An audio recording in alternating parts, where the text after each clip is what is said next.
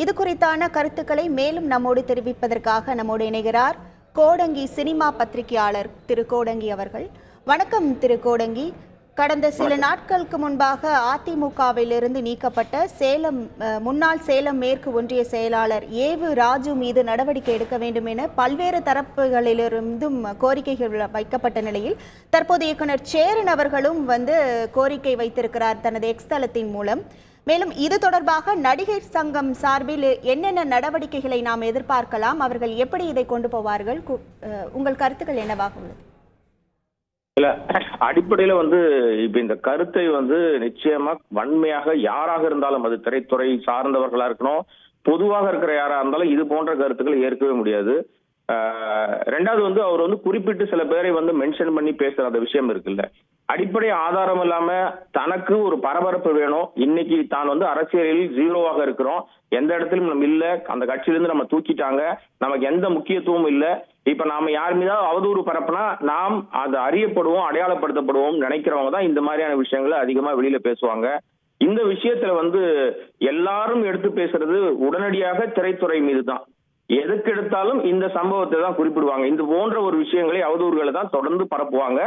அது பொதுவாகவே எல்லார் கவனத்துக்கும் திரைத்துறை ஏன் எடுத்தார் கைப்பொழியா இருக்கு அப்படின்னு சொன்னாலே என்னன்னா, இன்னைக்கு பொழுதுபோக்கு துறையா இருக்கிறத அங்கதான் அவங்களை ஈஸியா கார்னர் பண்ணிட முடியும். அதுவும் குறிப்பாக பெண்கள் குறித்து ரொம்ப அவதூறு பரப்பணும்னா உடனடியாக நம்ம லைம் லைட்டுக்குள்ள நம்ம பேசப்படுவோம் அப்படின்னு நினைக்க ஒரு சீப்பான ஒரு நடவடிக்கையா தான் இதை நான் பாக்குறேன்.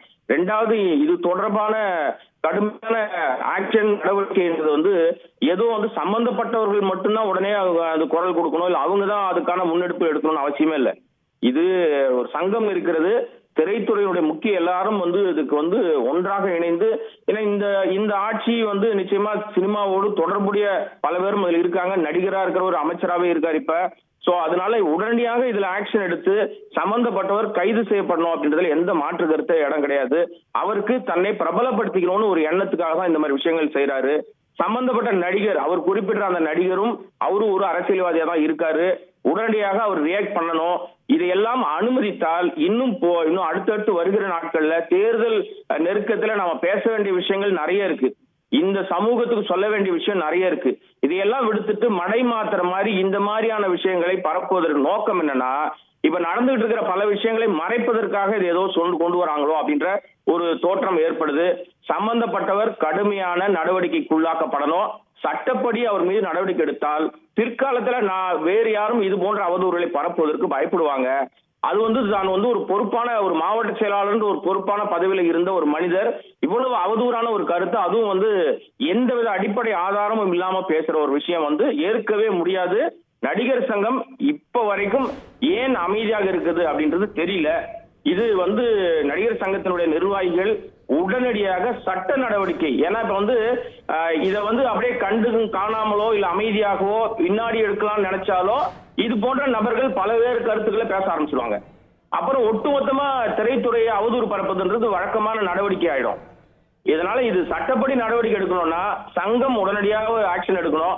சம்பந்தப்பட்டவர்களும், ஏன்னா அவங்க சாதாரண விஷயங்களுக்கே உடனடியாக ரியாக்ட் பண்றாங்க. இது மிகப்பெரிய ஒரு அவதூறு. இந்த அவதூறுல சம்பந்தப்பட்டவர்கள் இன்னும் வாய் மூடி மௌனியா இருக்காங்க, ஏன்னு தெரியல. ஏன்னா இது அவதூறு பரப்புறாங்க, நம்ம அமைதியா கடந்து போயிடுவோம் அப்படின்னு சொல்லி அவங்க அமைதியா இருக்காங்களான்னு தெரியல. இதை ஏற்க முடியாது, வன்மையா கண்டிக்கணும், நிச்சயமா ஆக்ஷன் எடுக்கணும். இது நிச்சயமா நடவடிக்கை எடுப்பாங்கன்னு நினைக்கிறேன். ஏன்னா இந்த அவதூறின் காரணமாக அந்த கட்சிக்குள்ளே பல சலசலப்புகள் ஏற்பட்டிருக்கு இப்ப. ஏன்னா அந்த சலசலப்புகள் எந்த மாதிரி ரியாக்ட் பண்ணும் அப்படின்னு, ஏன்னா எங்கேயாவது ஒரு இடத்துல பிரச்சனையை கிளப்பி விட்டா அதன் மூலமா குளிர்காயலான்னு காத்துக்கிட்டு இருக்கிறவங்களுக்கு இதெல்லாம் ஒரு காரணமாக மாறிடும். இப்ப இது பாருங்க, பேசு பொருளா மாறும். இது ஒரு அவதூறு. இந்த அவதூறை பேசு பொருளா மாத்திர யாரா இருந்தாலும் தண்டிக்கப்பட வேண்டியவர்கள் தான் அவங்க. இணைப்பில் உங்கள் கருத்துக்களை பகிர்ந்தமைக்கு நன்றி கோடங்கி. செய்திகளை உடனுக்குடன் தெரிந்து கொள்ள உடனே சப்ஸ்கிரைப் பண்ணுங்க.